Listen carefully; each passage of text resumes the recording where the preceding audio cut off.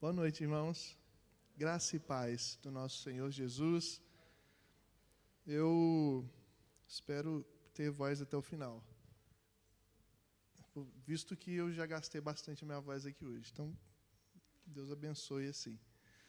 Hoje nós vamos continuar, irmãos, a série de pregações que o pastor começou no domingo passado sobre as sombras de Cristo. Hoje nós vamos falar de mais uma sombra e eu quero convidar vocês a abrirem ou ligarem as suas Bíblias em Jonas, capítulo 1, versículo 17. Jonas 1, versículo 17. Nós leremos até o 2, versículo 10.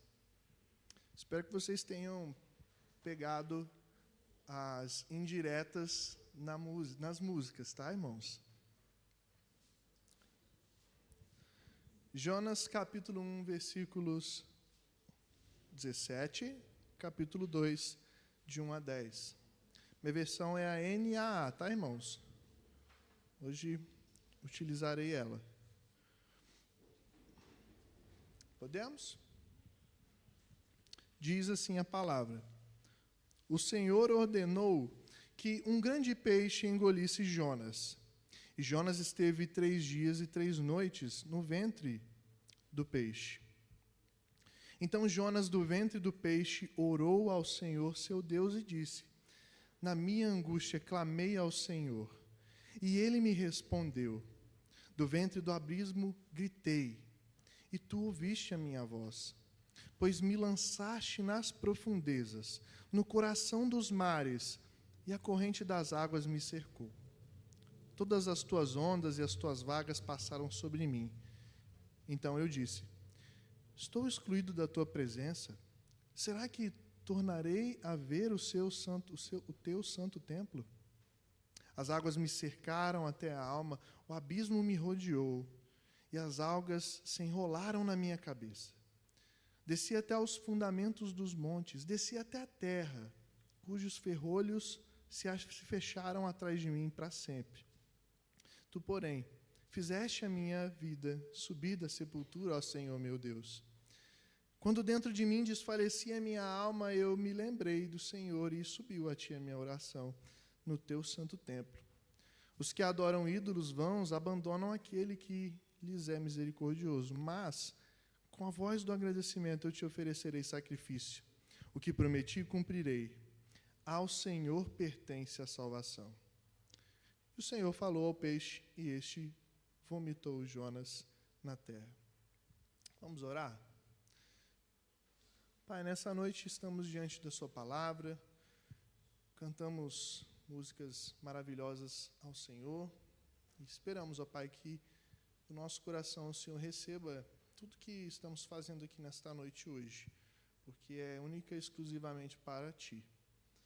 Nós pedimos nesse momento, ó Pai, que o Senhor decida no nosso coração agora, pela sua palavra, para que a gente possa entender tudo aquilo que o Senhor tem para nós.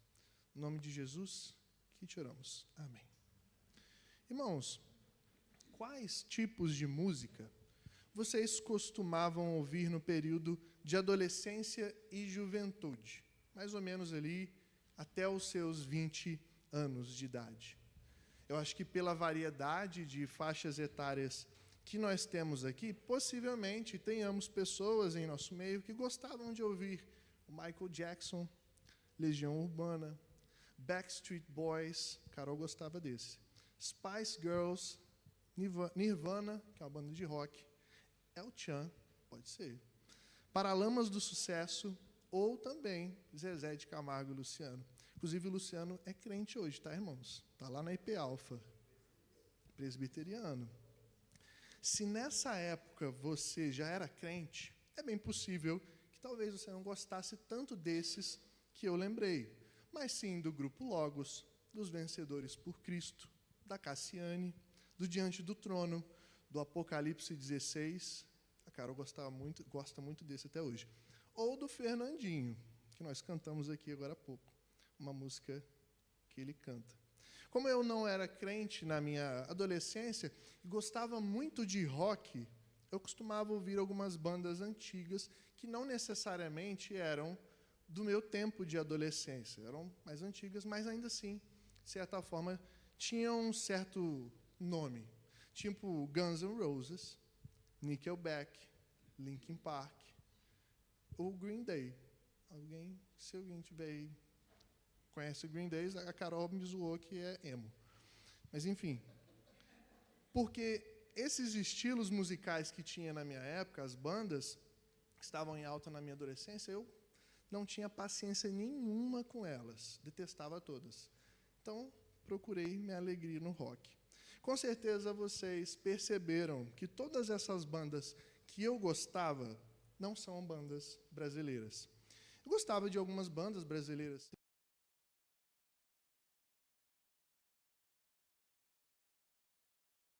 Da letra que eles cantavam, mas eu gostava do som da música, por assim dizer. E mesmo quando eu descobria depois o que as músicas estavam falando, ainda assim eu continuava a ouvir porque eu gostava do som. Eu ignorava as letras que não eram muito legais. Hoje eu já não ouço mais com tanta frequência essas bandas, não porque eu não gosto mais da melodia ou do som, mas a letra a gente acaba sendo influenciado para não ouvir por conta do que se canta. E uma das canções que eu ouvia muito se chama Boulevard of Broken Dreams, que é da banda Green Day, que significa, no português, a Avenida dos Sonhos Quebrados. Resumidamente, ela conta a história de alguém que vive solitário, cercado de desesperança e vazio. Alguém que vive, como diz a música, andando em uma avenida de sonhos quebrados, tendo como uma única companhia a sua sombra. É uma música que retrata aquela expressão que nós conhecemos muito bem como o fundo do poço, sabe?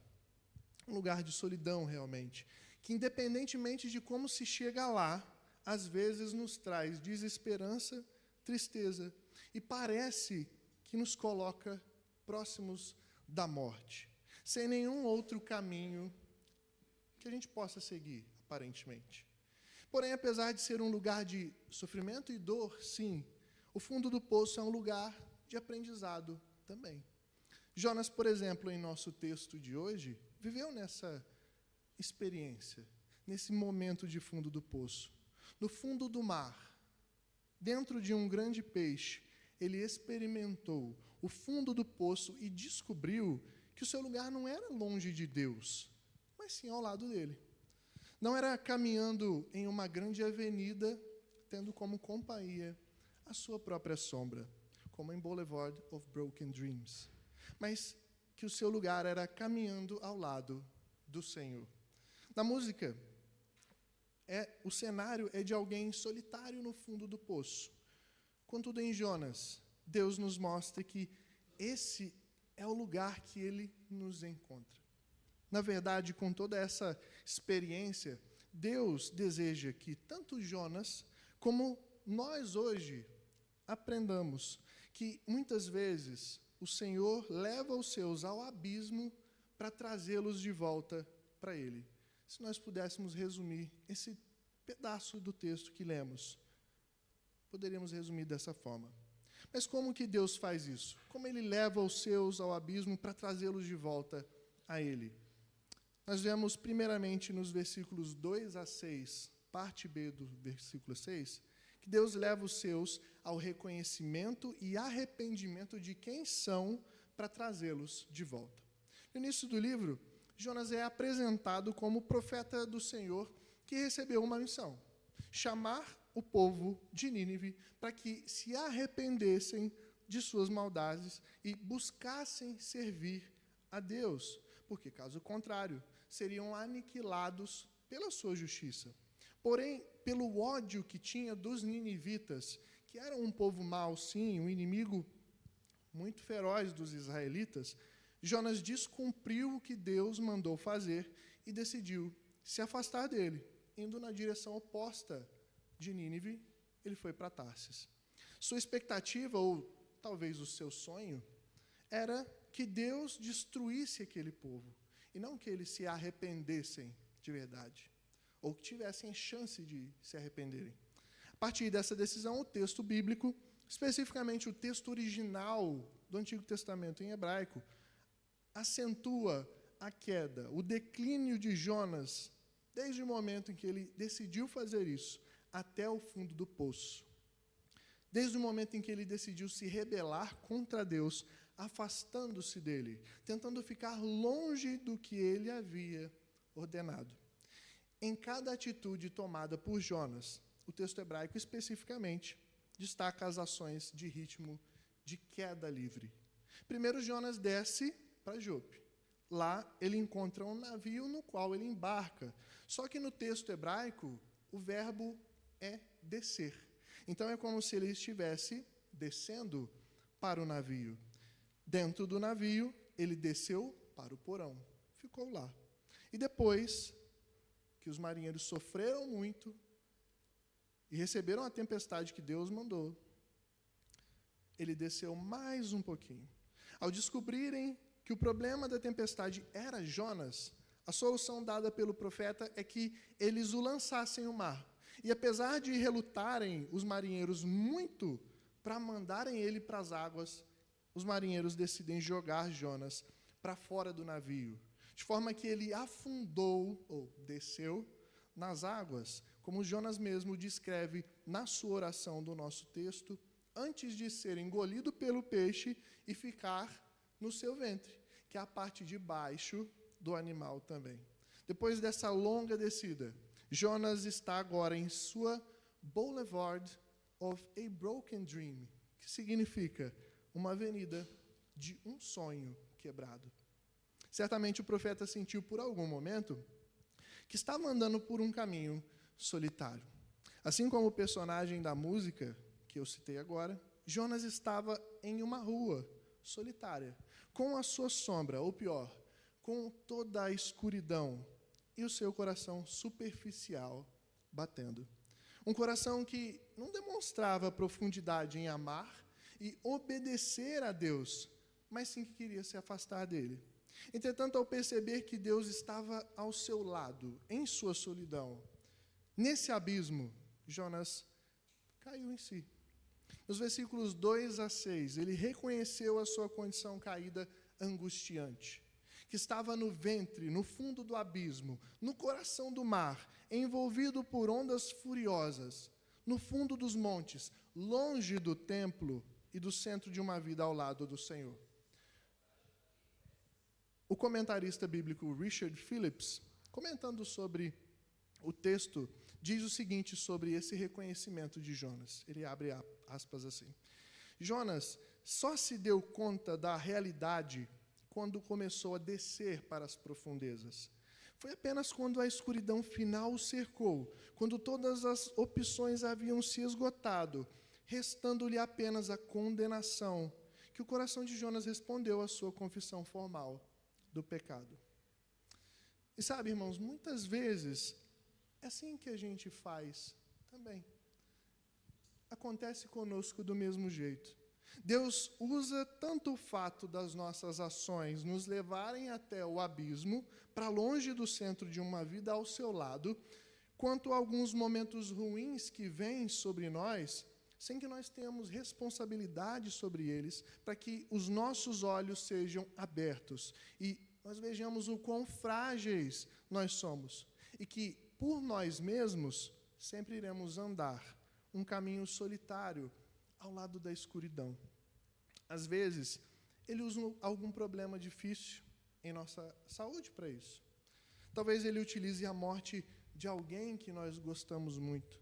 Pode ser que ele utilize também um vício nosso, para que nós possamos reconhecer o nosso estado pecaminoso e voltarmos para ele, como é o caso, às vezes, da pornografia, do alcoolismo e dos nossos celulares, da nossa tecnologia, que são um vício silencioso do nosso tempo. É possível que nossos casamentos entrem em crise, para nos mostrar que nós estamos querendo agradar mais o nosso coração, sendo egoístas, pessoas que não perdoam, que não desculpam-se com o outro, ao invés de buscar o Senhor, que naturalmente nos levaria a sempre se empenhar a amar o nosso cônjuge. Pode ser que ele utilize uma dívida imensa que nós contraímos com alguém ou em algum lugar para nos mostrar na nossa dependência dele e a nossa má administração do que nós temos e o nosso descontrole com as coisas que temos. Ou até pode ser que ele use o fato de orarmos pouco ou nem orarmos, de meditarmos pouco ou não meditarmos nada sobre a Bíblia e de não nos importarmos com os momentos de comunhão com a igreja, para nos mostrar o quão frios e longe estamos dele. Olhando para cada um desses casos, como foi com Jonas? O reconhecimento de toda a nossa fragilidade e a nossa capacidade de cair no fundo do poço apontam para a necessidade de um Salvador.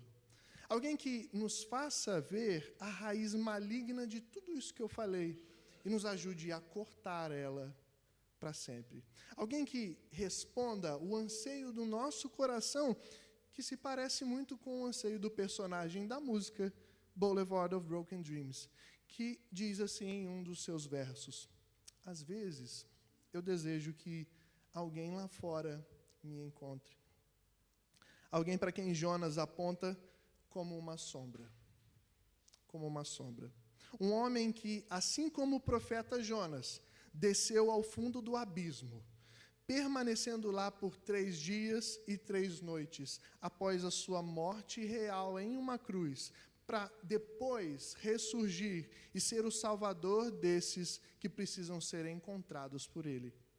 Por isso, irmãos, reconheçamos e nos arrependamos de quem nós somos. O abismo é um chamado para deixarmos os nossos pecados e voltarmos a Deus, voltarmos para o Senhor. Mas percebamos também, no abismo, Deus não apenas confronta os seus, Ele também os leva a encontrar paz, misericórdia e graça, assim como esperança e gratidão. E é isso que nós veremos agora no segundo ponto, nos versículos 6 a 9. Deus leva os seus a encontrar paz, esperança e gratidão em sua misericórdia e graça. Hoje nós temos água. Da última vez eu achei que tinha e foi meio engraçado. Após, irmãos, reconhecer o seu estado e condição, assim como sua necessidade do Deus que estava ali com ele no abismo, Jonas se depara com a realidade de que, apesar de todo o abismo que o cercava, das profundezas nas quais ele estava, da aparente morte e do aparente afastamento eterno que ele teria de Deus, o Senhor fez a sua vida subir da sepultura, como ele diz na parte final do versículo 6. Pela sua descrição, o profeta realmente estava ali, no fundo do mar, e viu que a sua morte provavelmente chegaria. Como comenta o reverendo Hernandes sobre esse texto, abre aspas, ele fala assim: Jonas, considera sua descida ao fundo do mar como uma descida ao mundo dos mortos. Ele se via no mundo dos mortos, trancado, com segurança, por uma porta provida de ferrolhos e barras. Era impossível escapar dali. Uma vez no Sheol, que é o inferno, Jonas ficaria aprisionado ali para sempre. Fecha as aspas do Hernandes. Mas qual foi a sua virada de chave? Em que momento ele percebeu que Deus estava ali, o levantando da morte, restabelecendo com ele o relacionamento que Jonas tinha afastado lá no início? No versículo 7, nós encontramos a resposta, como explica outro comentarista chamado Richard Phillips. Ele diz assim, abre aspas, o fato dele se lembrar de Deus como Salvador bastou para assegurá-lo da certeza da sua salvação. Fecha aspas. Isso quer dizer, irmãos, que Jonas já não tinha mais esperanças de que poderia sair daquela situação. Mas no momento em que ele lembrou de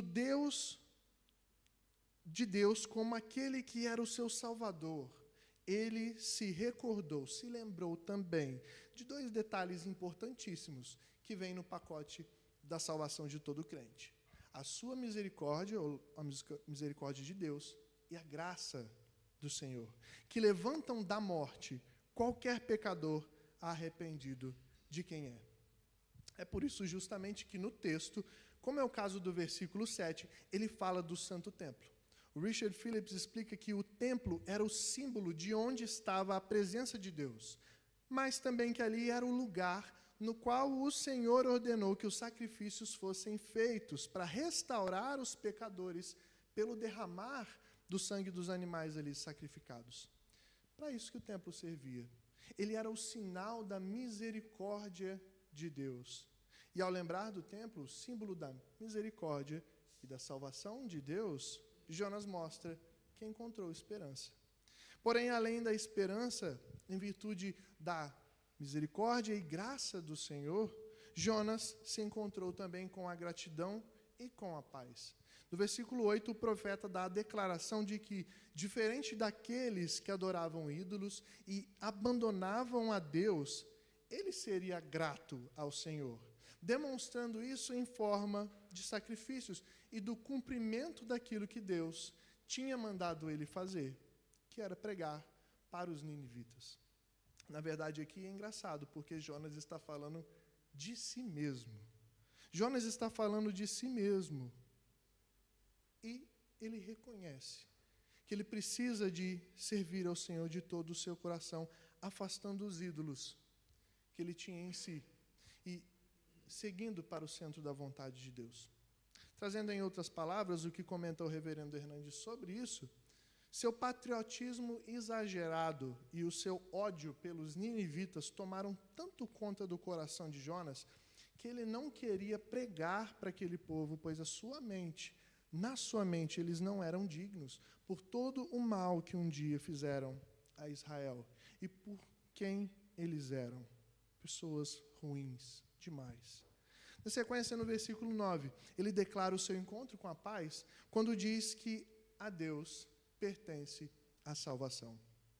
Ao receber a graça e misericórdia de Deus no ventre do peixe, no fundo do mar, Jonas finalmente pôde ter um encontro com a paz, no sentido de compreender que o direito de estender a salvação a alguém era de Deus e não dele, mesmo que aqueles que receberiam o arrependimento, a salvação e a mudança de vida fossem os perversos e destruidores ninivitas. Jonas entendeu que cabia a ele apenas ficar em paz com o que Deus tinha para fazer. Entretanto, se você conhece a história de Jonas, como eu, você sabe que depois de ele ter sido vomitado do peixe, ele vai e prega assim. Ele vai lá cumprir o que Deus mandou. Só que ele faz isso com muita má vontade. O profeta deixa isso claro para Deus, de que ele ainda tinha raiva do povo ninivita no seu coração, inclusive lá no capítulo 4. Então, como é que nós podemos dizer que ele teve um encontro com a esperança, gratidão e com a paz? Eu creio que nós podemos encontrar essa resposta no nosso processo de santificação. Tenho certeza que, assim como eu, você que crê, na verdade, e já entregou a sua vida a Deus, ao receber a graça e a misericórdia, não vive uma vida perfeita de esperança, gratidão e paz em todos os momentos. Ou seja, uma vida em que esses três estejam conosco, ou com vocês, o tempo inteiro. Que eles estão ali com a gente, em cada momento do nosso dia. Isso geralmente não acontece. Por exemplo, certamente por causa de todo o cenário político que se criou entre nós brasileiros hoje, muitos de nós já pensamos, ou ainda temos esse pensamento, que aqueles que defendem a linha da esquerda afundam o nosso país, defendendo bandidos, homens corruptos. E por isso, eles não são dignos de receber de Deus a mesma graça e misericórdia que nós recebemos. Assim como também aqueles que são de linha da esquerda não creem que os da direita mereçam receber alguma ação de Deus que seja benevolente, boa, bondosa em suas vidas. Nisso, será que nós demonstramos a paz de que a Deus pertence a salvação? E Ele a concede a quem quer? Ou ainda, pensando na paz e gratidão a Deus no caso de situações difíceis que nós enfrentamos, como o estar no fundo do poço, será que sempre o nosso coração repousa em paz e com agradecimento em nossos lábios por saber que Deus está ao nosso lado nesses momentos ruins, nos guardando através da sua salvação?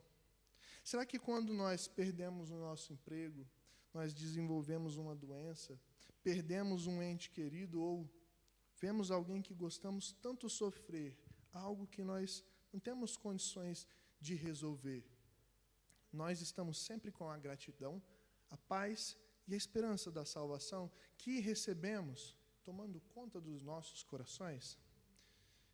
Provavelmente a sua resposta será como a minha também, que é não. Porém, o fato de esquecermos por um momento da esperança, da paz e da gratidão que Deus nos dá, não descredibiliza o nosso recebimento de misericórdia e graça da parte de Deus, desde que, mesmo no meio da intensidade desses momentos, nós busquemos esses três continuamente nas nossas vidas. Nossa vida ao lado do Senhor, depois de recebermos a sua salvação, é uma vida com muitos desafios e deslizes nessa área. Afinal, a obra da graça do Senhor sobre nós é um progresso, ela é progressiva. Isso quer dizer que, ao recebermos a graça e a misericórdia, Deus inicia em nós um processo gradativo, que de pouco a pouco Ele nos torna mais esperançosos, mais gratos e mais descansados em sua paz, na salvação que Ele nos deu. Uma salvação que encontramos de forma plena na obra perfeita de Jesus. Aquele que é o próprio templo em carne.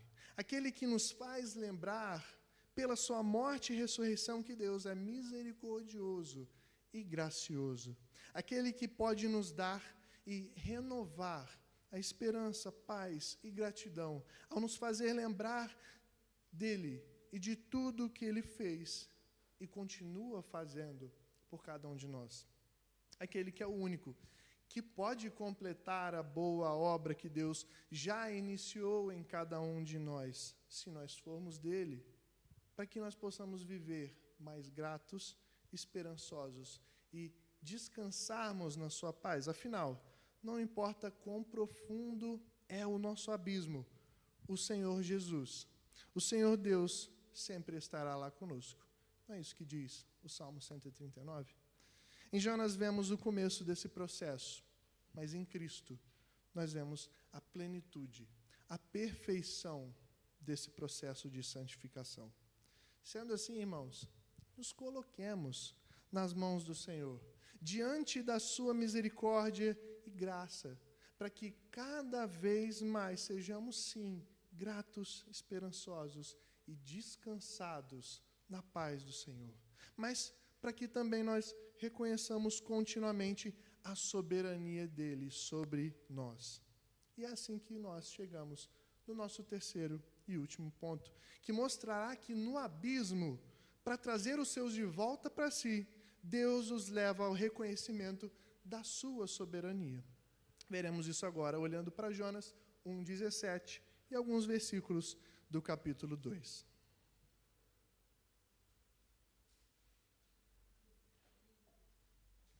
Ao olharmos para a declaração de Jonas no versículo 9, que a Deus pertence a salvação, não só vemos uma confissão de descanso e paz de um homem que antes estava sem esperanças e totalmente averso, contrário ao fato de que os ninivitas cruéis poderiam receber de Deus misericórdia e graça. Ao fazer essa declaração, a Deus pertence a salvação, que é a base da nossa fé, inclusive, Jonas, estou trocando Jesus por Jonas toda hora. Jonas reconhece a soberania de Deus sobre tudo, especialmente sobre a vida dele naquele momento. Quando analisamos primeiramente os versículos 17 do capítulo 1 e o 10 do capítulo 2, podemos ver uma moldura de um quadro que tem no seu centro uma história pintada por Deus de forma soberana. A história do retorno de Jonas para junto do Senhor, para o centro da vontade e da comunhão com Ele. Ao longo da sua oração e de seus momentos no abismo, no ventre do peixe, no fundo do mar, Jonas reconhece a soberania de Deus atuando sobre todos os elementos ao seu redor, para que ele pudesse voltar a Deus. No versículo 3, por exemplo, Jonas reconhece que quem o jogou nas profundezas do mar foi Deus, apesar de que ele estava ali também por causa da sua rebeldia, por causa da sua própria responsabilidade, que não é anulada pela soberania de Deus. Pelo contrário, ela está debaixo do controle do Senhor. As ondas duras e violentas que o lançavam para lá e para cá eram comandadas pelas mãos do Senhor em prol desse objetivo divino para a vida de Jonas. O seu ato de clamar a Deus nos versículos 2 e 7 também são representações de reconhecimento da soberania divina. Deus era o único capaz de resgatar Jonas daquele momento tão profundo que revelava uma morte certa. E ele começa fazendo isso, como aponta o reverendo Hernandes, enviando um grande peixe, que engoliu Jonas e depois vomitou o profeta, quando ele estava realmente arrependido, ou aparentemente ele arrependido do que tinha feito. Em virtude de tudo isso, irmãos, uma coisa fica clara para nós. Tudo que existiu e aconteceu, existe e acontece, existirá e acontecerá, está debaixo do controle soberano de Deus. Especialmente cada um dos abismos, cada poço, cada avenida solitária que nós tenhamos em nossas vidas. Todos os fundos de poço que nós já lembramos aqui ao longo do sermão, coisas difíceis para a gente, que às vezes vêm pela nossa responsabilidade, sim, mas também aquelas que vêm sem nossa culpa direta, são formas de Deus soberanamente governar tudo de forma perfeita, moldando e trazendo as nossas vidas de volta para Ele. Foi assim com o sacrifício de Jesus na cruz, por exemplo, que é um gigantesco caso da forma soberana de Deus trabalhar sobre a existência e sobre as nossas vidas. O apóstolo Pedro explica lá em Atos 2, 22 a 24, quando anuncia aos que crucificaram Jesus que Deus agiu soberanamente a partir da responsabilidade deles, da decisão deles para que Cristo fosse levado à cruz, pagando pelos pecados de cada pecador arrependido, que reconhece a sua necessidade de Deus. Sendo assim, irmãos, confiemos no agir do Senhor sobre as nossas vidas. Eu sei que certas situações das nossas vidas são muito difíceis, mas elas são necessárias, porque a partir delas, Deus constantemente nos traz de volta para Ele, para uma comunhão e um relacionamento cada vez mais firme, mais no centro da sua vontade. Se o tivermos ao nosso lado como nosso Pai, se nós tivermos Cristo conosco como o nosso Salvador, mesmo que nós caiamos no fundo do poço, ou que caminhemos por uma avenida vazia, como na música Boulevard of Broken Dreams, nós não estaremos sozinhos, porque Cristo, aquele que Jonas foi sombra, entra lá no abismo, carrega os nossos pecados, carrega as nossas dores, os nossos sofrimentos, e pela sua ressurreição nos dá esperança, nos dá gratidão e nos dá paz, além de submissão também à sua soberania. E a pergunta que fica depois de tudo isso que nós vimos é: com quem nós caminharemos? Com a nossa sombra? Com as nossas dores? com a nossa solidão e os nossos pecados, ou com a luz, com o amparo e com a salvação em Cristo Jesus. Vamos orar? Pai, muito obrigado ao Senhor pela sua palavra. Obrigado porque o Senhor utilizou a vida desse profeta que não queria fazer a sua vontade, para trabalhar nos nossos corações também. Para mostrar muitas vezes que o Senhor, quando o Senhor nos lança no abismo, é porque o Senhor quer que nós voltemos, ou continuemos a caminhar no centro da sua vontade. Ó Pai, nós te rogamos que o Senhor nos ajude a reconhecer quem nós somos nesses momentos. Que o Senhor nos ajude também a encontrar paz, gratidão e esperança a partir da misericórdia e graça que o Senhor nos dá também, Senhor.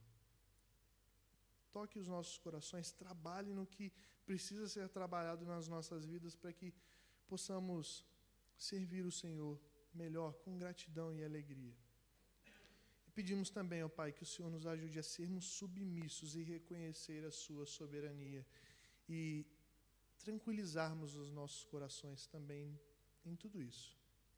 No nome de Jesus, Pai, o nosso Salvador, aquele que é muito maior do que Jonas, é que nós choramos. Amém.